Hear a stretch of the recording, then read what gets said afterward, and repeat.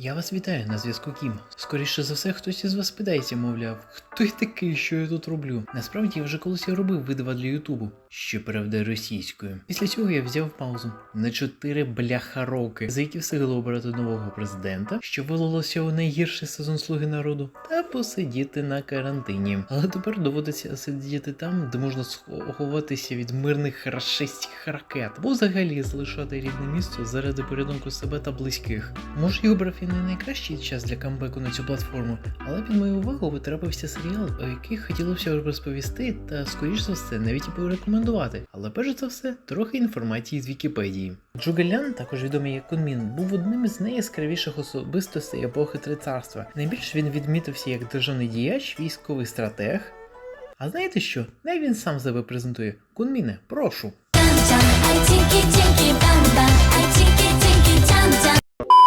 Отже, сьогодні на огляді в нас серіал Парі Пікомей, або, якщо перекладати українською, Майстер вечірок Кун Мін. Той 12-й серійний аніме-серіал, створений студією PA Works. За основу було взято одноіменну мангу, яка з одного боку вважається відносно свіжаком, бо вийшло у світ під видавництвом Kodansha у останній день 2019-го, але з іншого боку має вже 10 томів, оскільки нові розділи виходять щотижнево. Отже, про що сам серіал?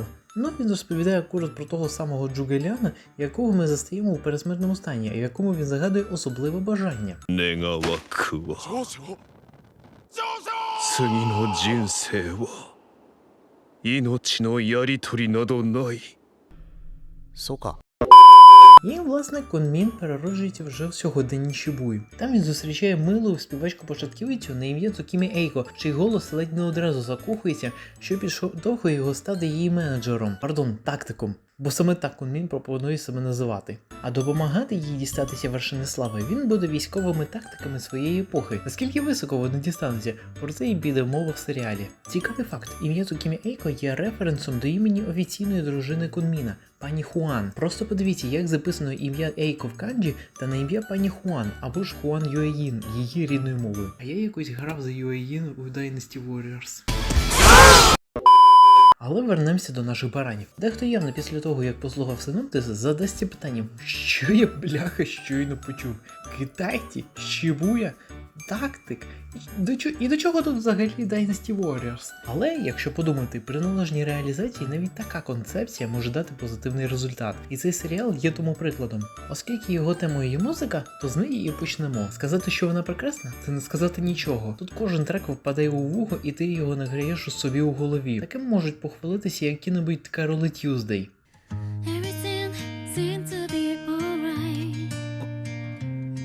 'Cause you got me with better all night. Окремо також виділяється опенінг, під яку можна тусити ледь не всю ніч. І ще один цікавий факт. Цей опенінг є кавером на трек одного угорського виконавця десь таки з 2011 року. Хоча, як кажуть самі угорці, кавер вийшов у рази краще. І в цьому питанні я не сперечатимуся. Як і з тим, що візуальна складова зроблена вельми якісно. Всі елементи промальовані досить детально, кольори яскраві, і все виглядає так, ніби глядач дійсно опиняється в Токіо. Тепер щодо персонажів. Почнемо з очевидного. Кун Мін буквально сіяє харизмою та за кожної нагоди перетягує ковдру на себе. По одне діло грати за нього в тих же Dynasty Warriors, з якими, до речі, серіал має того самого оповідача. А інше діло дивитися, як він використовує воєнні паттерни в рамках шоу-бізнесу, або як він готує коктейлі за кілька секунд. Може, він ще й найшвидший бариста на районі, або як він читає реп.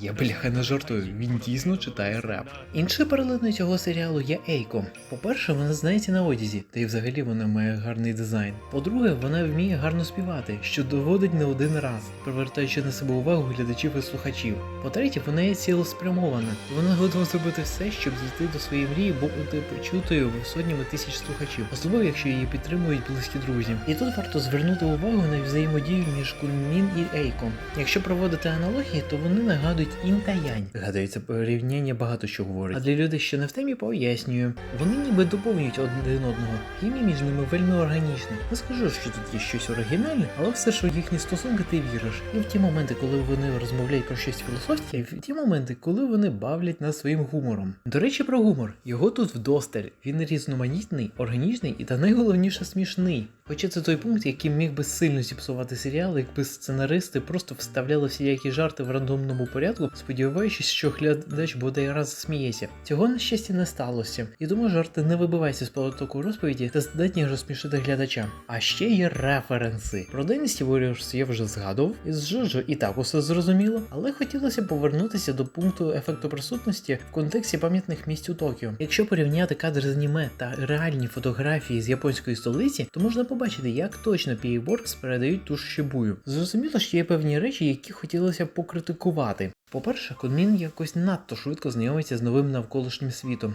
Я маю на увазі, що на це витрачається десь 2 або 3 перші серії. Десь приблизно так, оскільки вже на 3-й серії він спокійно орієнтується в музичних жанрах сьогодення та всіх довести чимало знайомих. Вибачте, але я не вірю, що за кілька тижнів можна встигнути все це зробити. Навіть для такої людини, як Кунмін, це доволі важко. По-друге, головний антагоніст надто дженерік чи що. Тобто, якщо подивитися на його дизайн, складеться враження, що він прийшов із аніме 80-х чи 90-х, та й методи його настільки шаблонні, що навіть не цікаво. І хоч його мотивація вельми навіть цікава, і її цілком можна зрозуміти, але нам її розкривають вже під кінець серіалу після фінальної битви. Музичної, звичайно ж. Хоча, якщо подумати, інші другорядні персонажі написують за них і теж мають цікавий бекграунд, а ще свій флоу.